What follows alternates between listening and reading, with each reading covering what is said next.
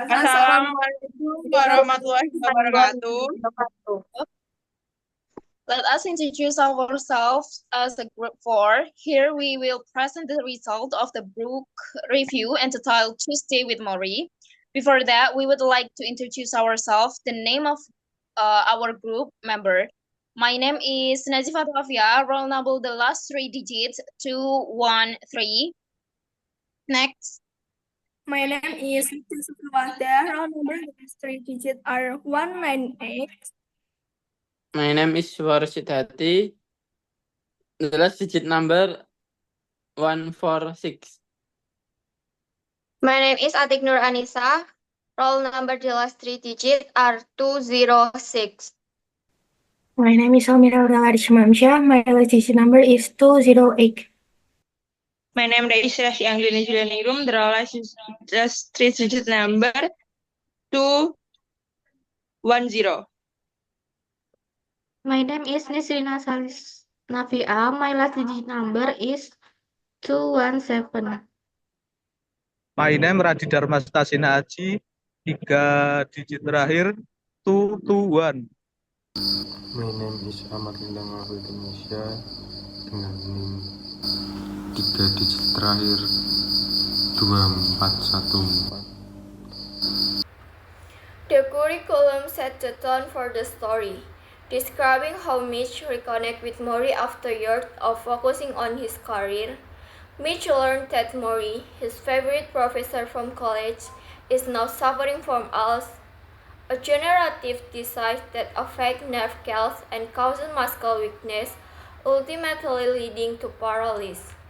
Despite this debilitating illness, Mori decided to use the last month of his life as an opportunity to teach one final class on the meaning of life.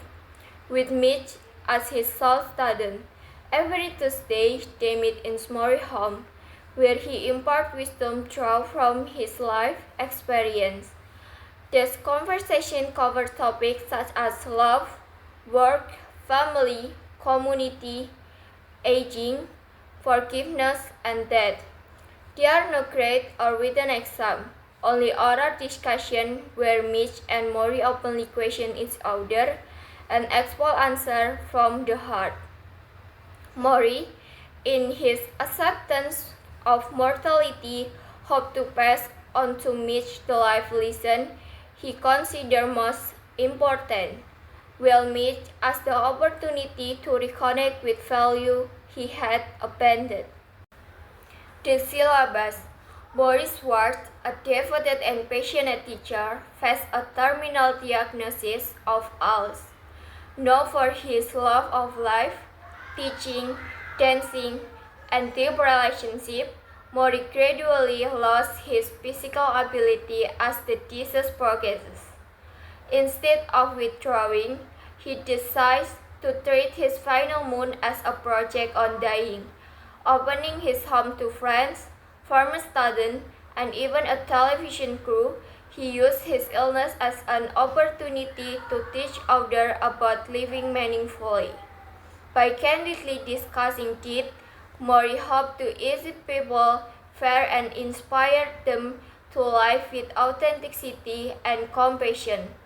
His home became a classroom where he modeled acceptance, generosity, and grace.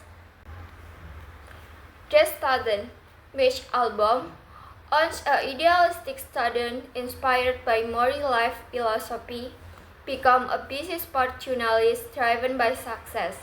After college, Mitch initially pursued a career as a musician, but after setback, shifted to journalism, prioritizing work and financial security over personal connection. His ambition strained his relationship, and he became disconnected from the value Mori taught him. Years later, Mitch sees Mori on television discussing his illness, which serves as a wake-up call. Thrown back to Mori, Mitch began visiting him regularly, gradually rekindling his appreciation for Mori's teaching on compassion, relationship, and living a fulfilled life. The audiovisual. This chapter discusses how Mori gained national attention when he appeared on the television program Nightline, hosted by Ted Koppel. This appearance brought mid-album back into Mori's life after years of no contact. In the interview, Mori openly talked about facing death and shared many life lessons. The chapter also described the profound impact Mori had on viewers, who sent him many supportive letters. This appearance was part of Mori's project to share his life lesson widely before his death.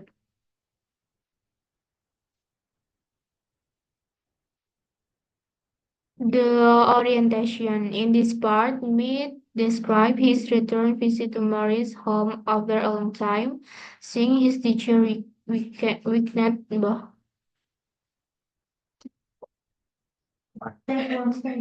aku gak ketemu? Nanti dia. Gak mau. Masa aku harus mengulang? Kok. Udah begini aja, tidak mau ngajak itu juga. Yaudah aku ulang, nanti dipotong ya. Terus diam. The audiovisual. This chapter discusses how Mori gained national attention when he appeared on the television program Nightline, hosted by Ted Koppel. This appearance brought mid-album back into Mori's life after years of no contact. In the interview, Mori openly talked about facing death and shared many life lessons. The chapter also described the profound impact Mori had on viewers, who sent him many supportive letters. This appearance was part of Mori's project to share his life lessons shortly before his death. The orientation. In this part, Mead described his return visit to Mori's home after a long time, seeing his teacher weekend by Als. Mead recalls his college memories with Mori.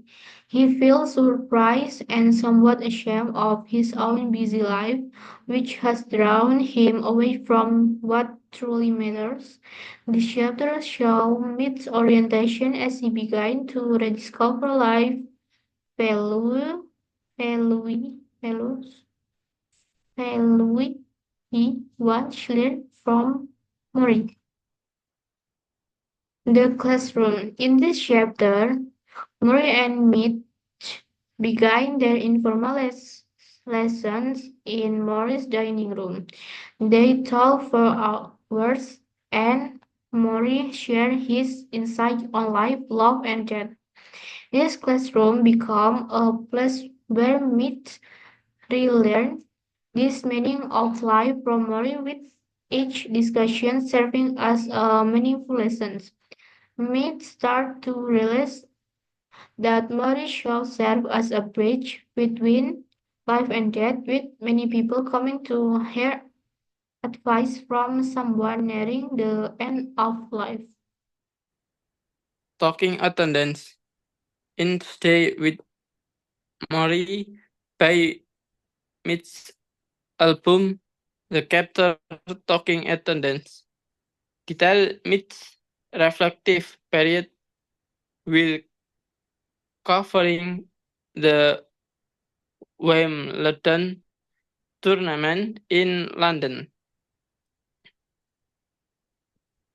During his stay, he is struck by the emptiness of superficial entertainment, such as celebrity gossip, and frequently think about Maury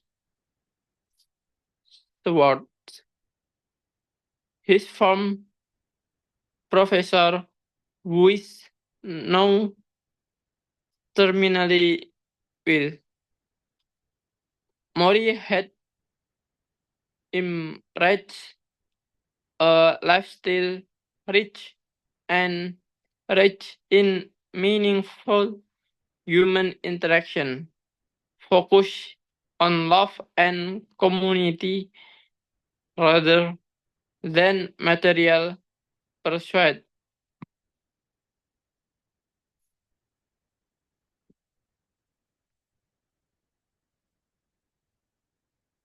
Mitch congrats Mori purposeful engagement with life against his own routine, which had been dominated by work and studies. This leads to a moment of realization about the misdirection of his priority. When Mitch returned to Detroit, a strike at his newspaper leaves him feeling aimless, prompting him to reach out to Mori and plan a visit. Through their conversation, Mitch began to realize the true value of life, understanding the balance between competing desires and what ultimately nurtures fulfillment.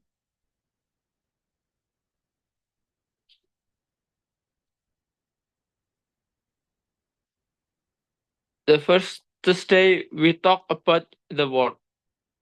In the Thursday Marie, the first Thursday we talk about the word covers Mitch's album visit to his old professor, Maurice Quad, who is terminally ill with ELIs. During their meeting, Mitch bring food, feeling it's one of the few ways he can help. They talk at kitchen table, and Maurice shares insight about the world and life, emphasizing his enduring interest in global events despite his deteriorating condition.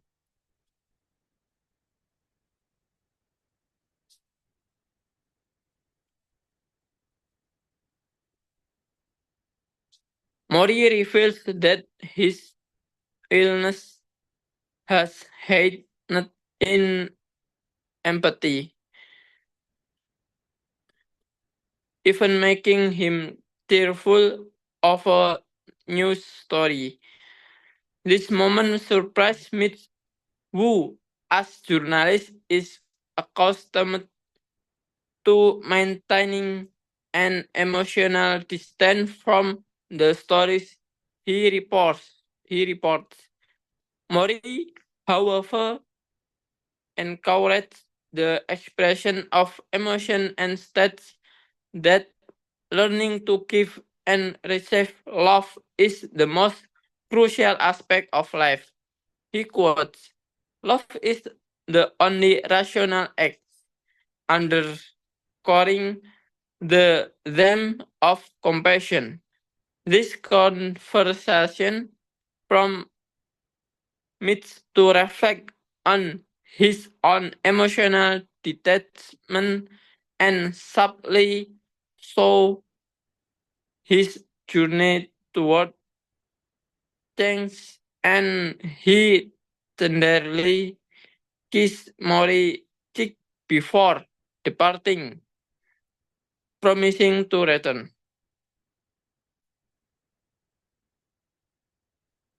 Next.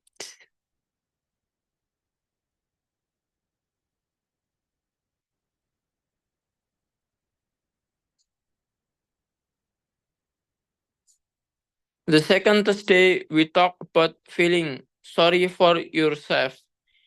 In the chapter titled The Second Thursday, we talk about feeling sorry for yourself from Thursday with Mori.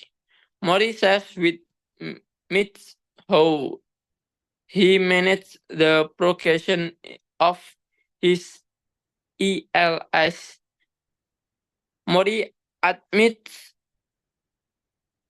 that each morning he allowed himself a brief moment to mourn his loss, such as the function he can no longer perform. He explained that he might cry during this time, but then he shifted his focus to the positive aspect of his life. This practice helped him avoid being overwhelmed by self-pity and allow him to cherish the time he has left for meaningful interaction and reflection. The Tuesday, we talk about regrets. During this meeting, we arrived with Maurice's favorite food, such as pasta with corn, potato salad, and apple cobbler. Additionally, he brings a tape recorder because he wants to record their conversation. He fished the net to capture Maurice's voice, especially as they discuss heavy them regrets. Maury, who has accepted that he will someday express his desire to share his life story before the opportunity slipped away. He explained that many people live with regrets, which is a natural part of life. He asked Mitch to think about the regrets they might have. Throughout the conversation, Maury emphasized that life often gets too busy with daily matters, causing people to forget to reflect on what truly matters. Many become trapped in routines, chasing material success while neglecting the relationship that truly meant something. Miss listened intently, raising the he needs money, begins to confront the big questions in his life. Maury invites Mitch to explore life more deeply and begins to read a list of important issues, such as death, aging, love, and forgiveness, that they want to discern further. With Maury's guidance, Mitch understands that life is not only about success and achievement but also about living each moment with meaning and clarity. Next, the audiovisual part 2. The Neglect program revisits Maury following the positive receptions of the first episode. Couple and Maury share stories about their childhoods, creating a warm atmosphere. Maury, who was struggled to speak more, expressed the loving relationship gave him strength. This kept his fear of losing his ability to talk and communicate.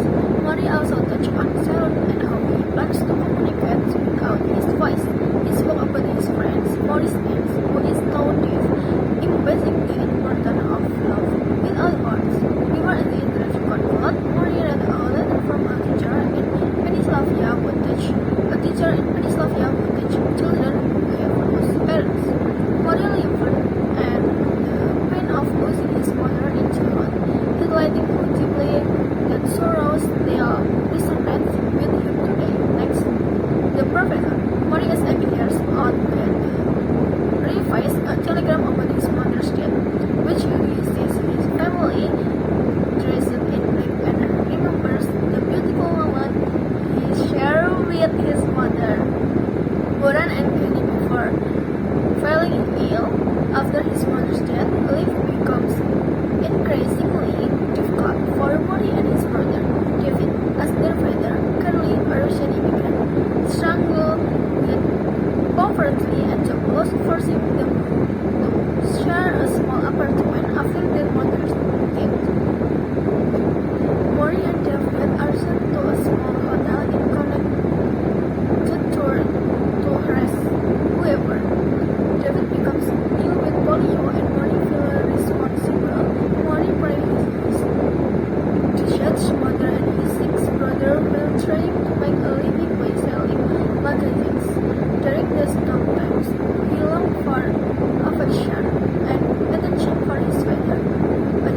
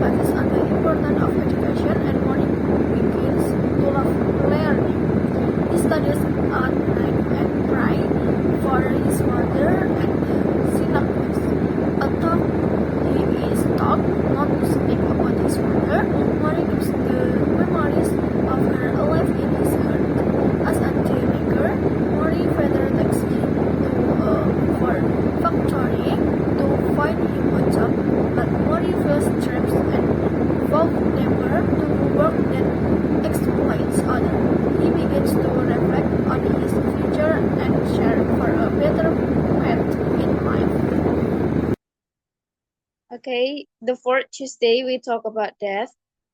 In chapter 13, Maureen now begins to rely on the oxygen machine, but still meets Album on the fourth Tuesday. They discuss death and how most people don't believe that they will die. Marie tells Album, once you learn how to die, you learn how to live.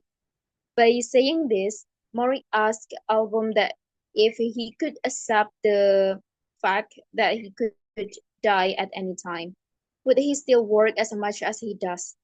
Maury felt that if people in general were able to believe that they could die at any time, they would their they would live their lives differently. One Sunday afternoon, Maury's sons came to answer questions received by mail. He asked them to write for him as the writing were now illegible to anyone but him. This chapter goes back to a later memory with Maury when they discuss Lou Gehrig and his baseball career. Next.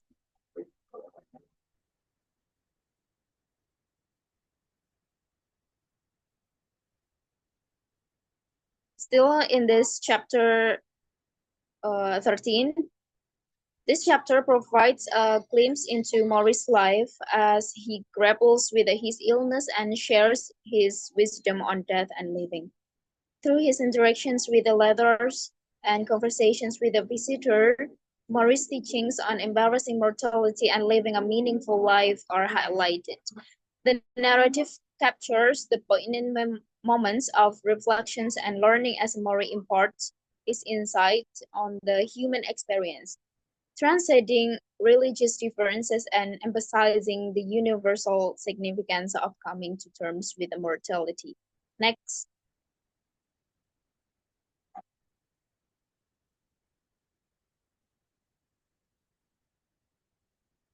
Okay. Next chapter, the fifth Tuesday, we talk about family. This chapter describes a series of conversations between Mitch and his old professor, Maury, who is facing a terminal illness. Maury emphasizes the importance of family support and love, highlighting how crucial it is in times of illness and hardship.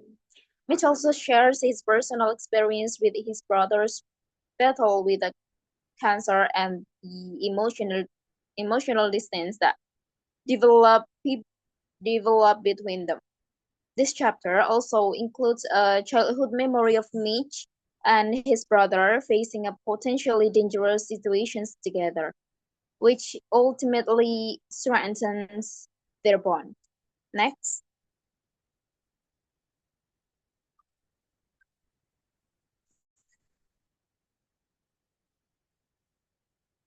In chapter 14, Maury and Album discuss family and children. Maury emphasizes the importance of love, especially the love of family. He says, there is no love, we are birds with broken wings. He felt that if he didn't have the love and support of his family, he would have nothing. Maury then discussed the joy he feels in raising a family and asks about Album's own family. Album tells us that he had a younger brother uh, who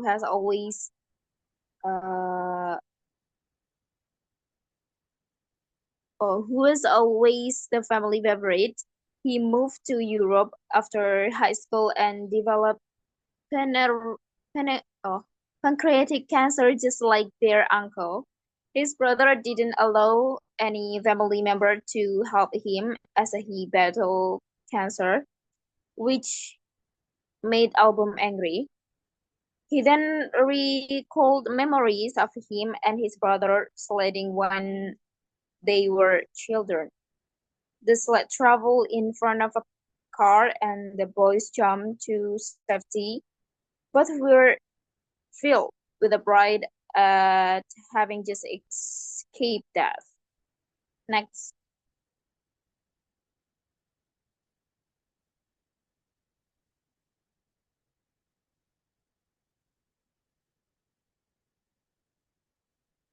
Okay, the sixth Tuesday we talk about emotions.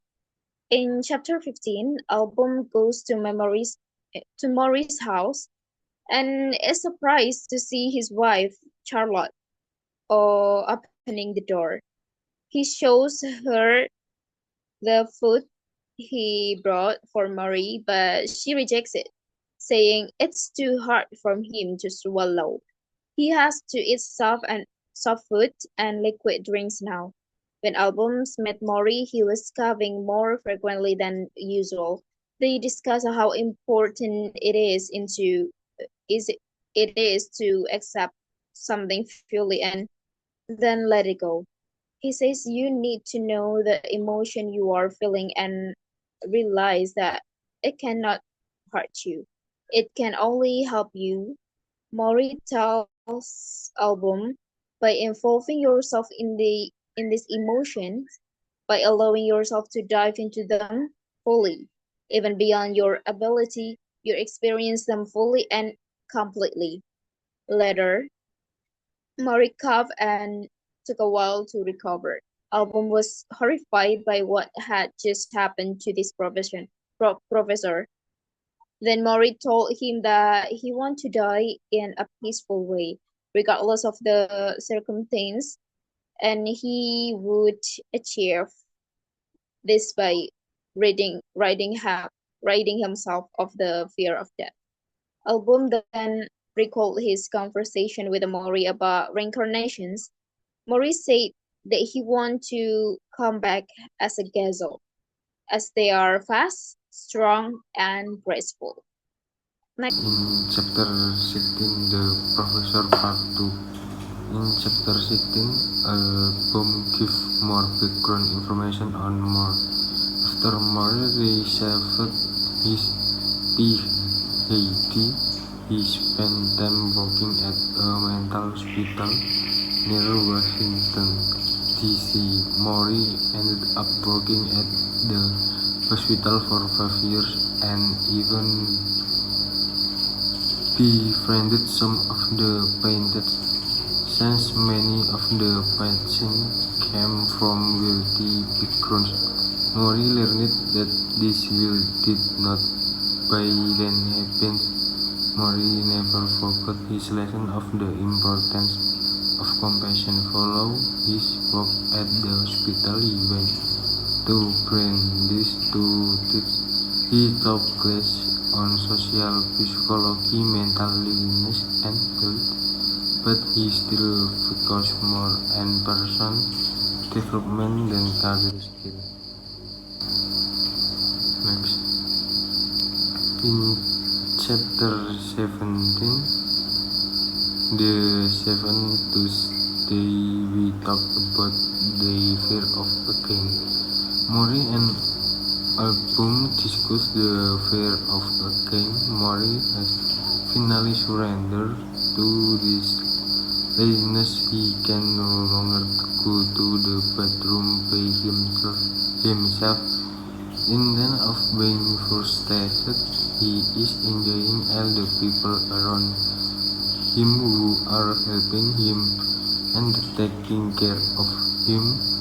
Maury describes why he thinks it is benefit to act to learn more again a better understanding of your life and to experience growth. Throughout the book, thus far, Maury jokes that one day they would need someone to wake him after he was finished in the bathroom. Currently, he can no longer go to the bathroom alone, wash himself, or blow his nose. Maury says he is enjoying being taken care of so much so as a baby does. Then states X.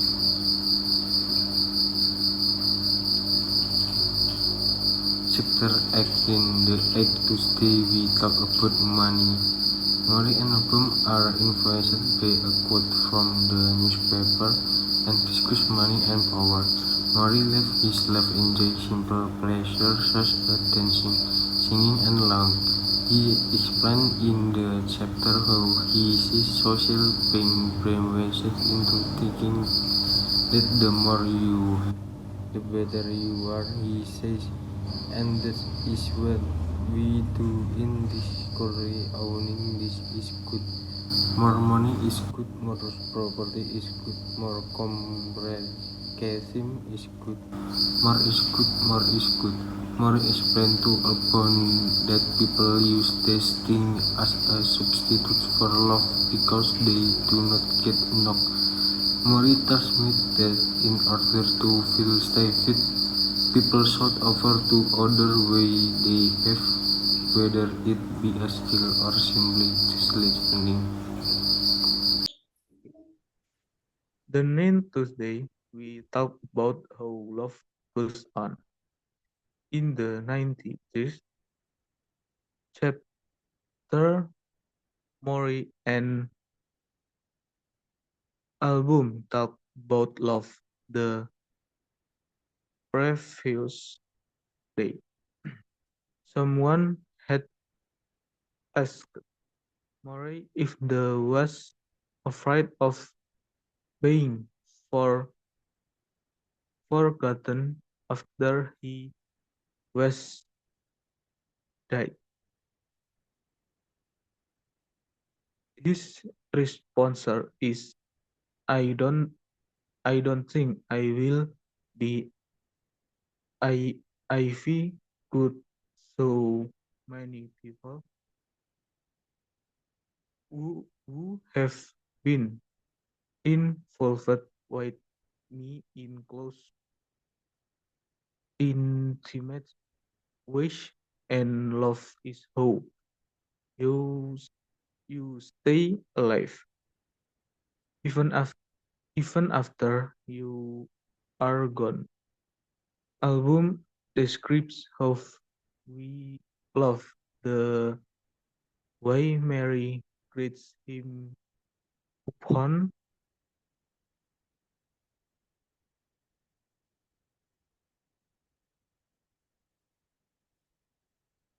upon his entrance. Album admits how Mori has such a talent as us to make each person feel special when they are around him.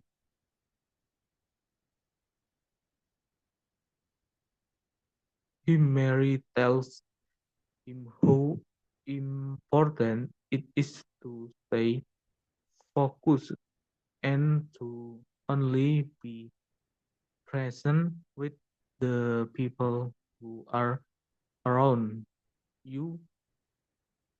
He thinks that so many people are in a hurry and do not find the time to even engage in a real conversation without without thinking of something else.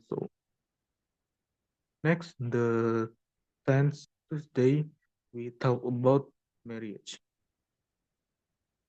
On this 10th Tuesday, Album brings his wife to meet Mori. Album had called Mori earlier in the week to see how he was feeling, and he asked, asked to talk to Album's wife.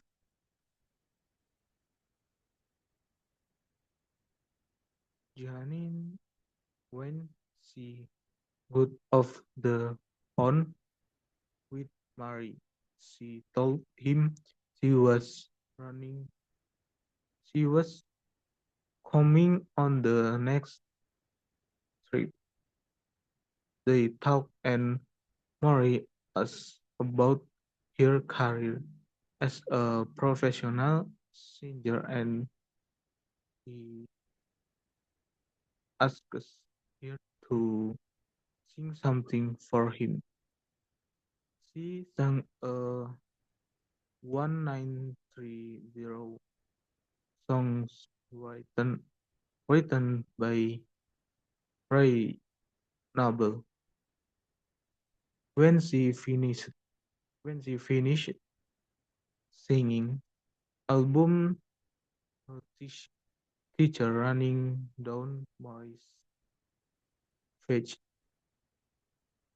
He and Mary then discussed marriage, and Mary shares with him what has learned through his many fears of marriage. Mary says, if you don't respect the other person, you are gonna have a lot of trouble. Trouble, he tells. Album that you must have the same belief in the importance of marriage if the relationship is going to work. The 11th Tuesday we talk about our culture. In chapter 21, Mary tells about Mary tells album her about how our culture has wrong ideas idea and it is smart not to buy into it. They discuss they discuss how our culture has us love live that we must be ideal people. Men must men must be rich. Women must be thin. More size.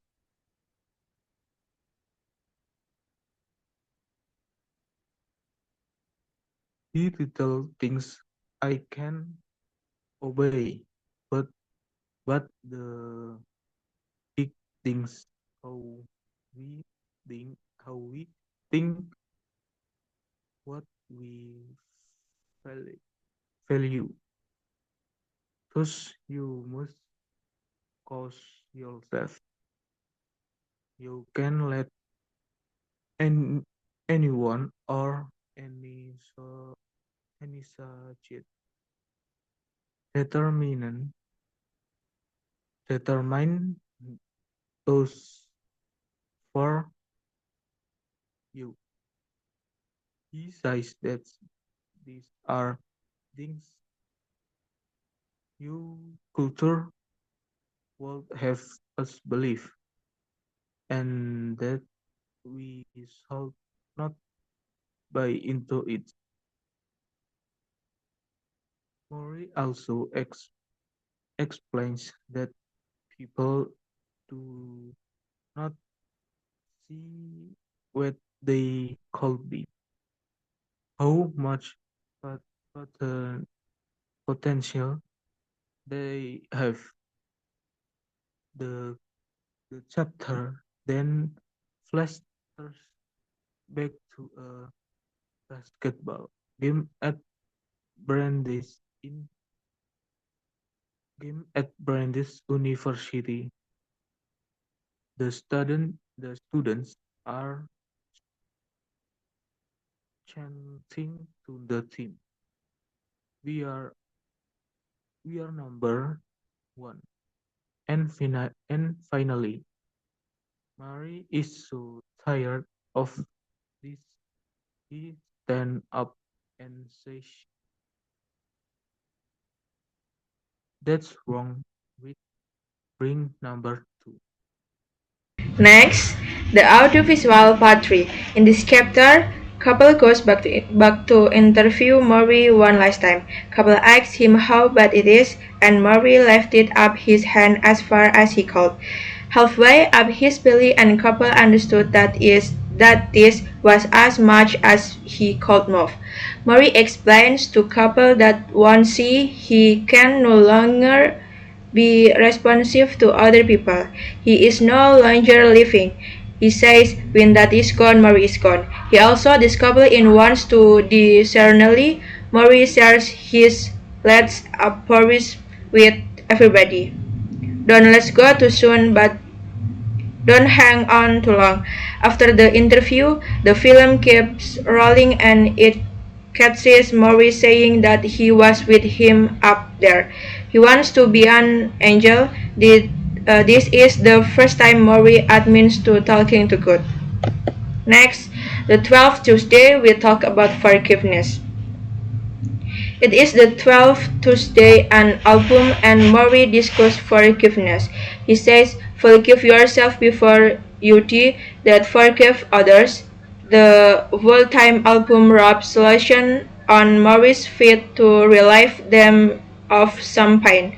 Mori tells album a story in which he never forgave one of his friends for an accident with happened years ago. He then continued to say that we also must forgive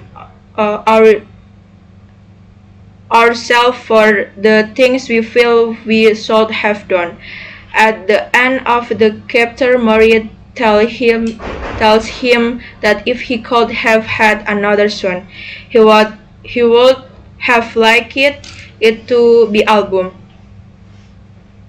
The chapter flashes back to a conversation between Album and Mori when Mori found the place and which he would like to be buried.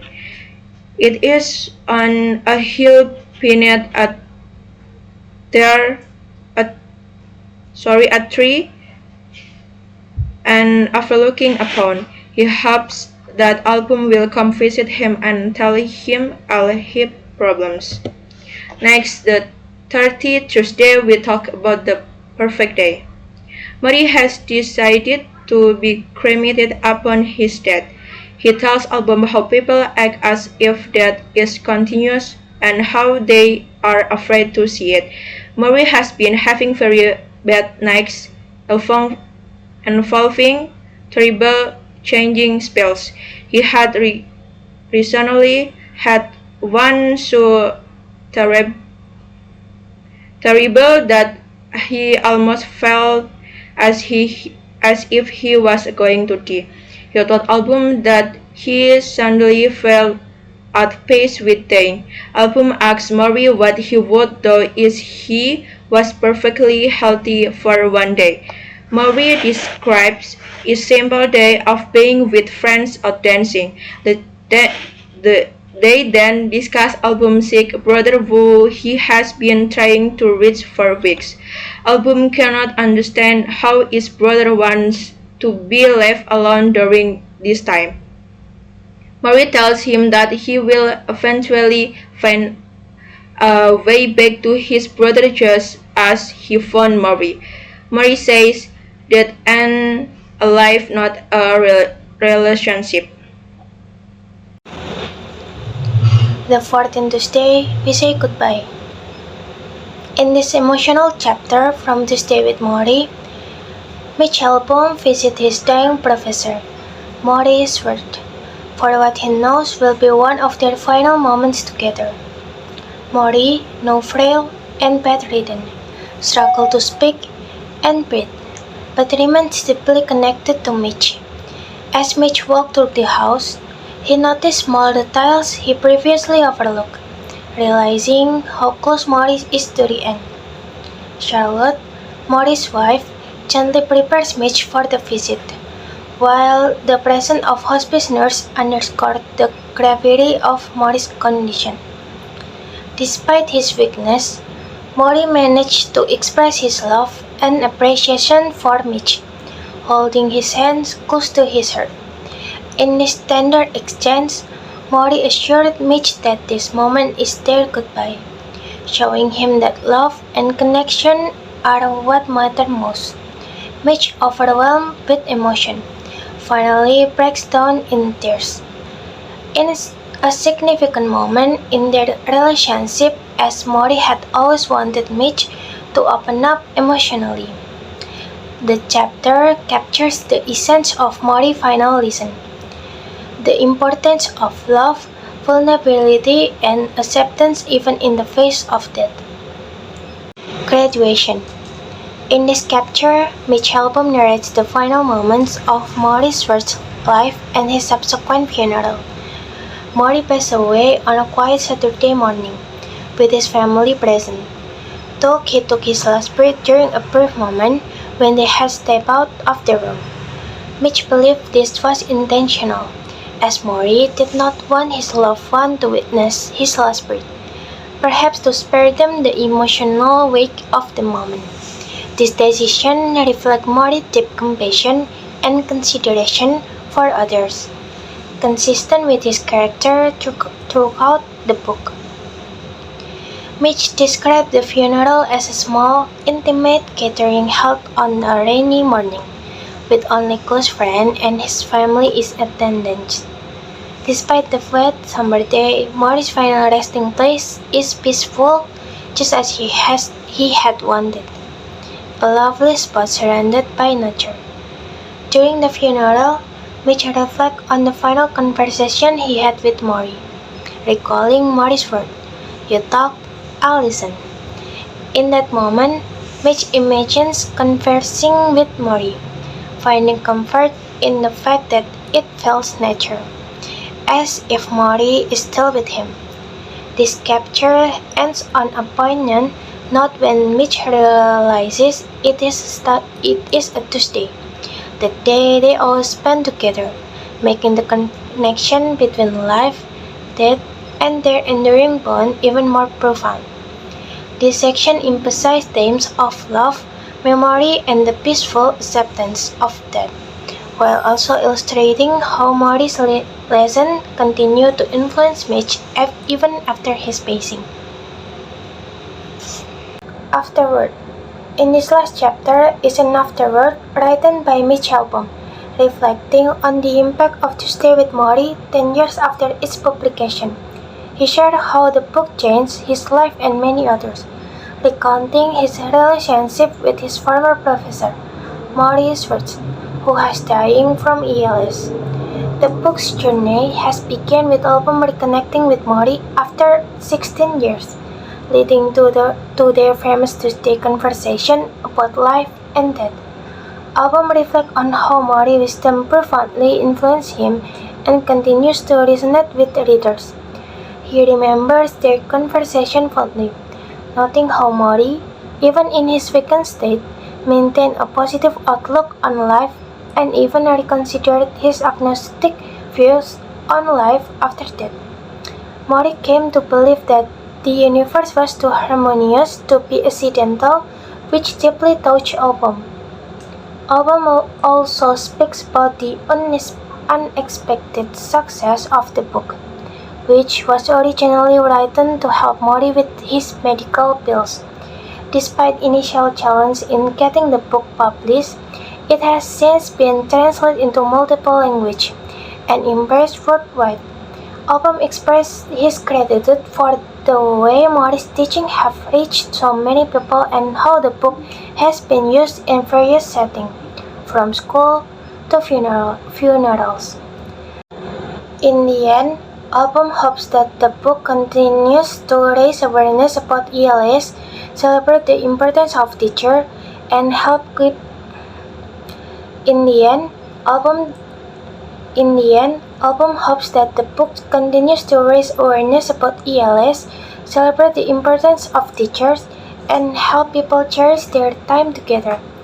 He imagines Mori now part of the universe, dancing in the afterlife, fulfilling his wish for a continuation of consciousness. Conclusion.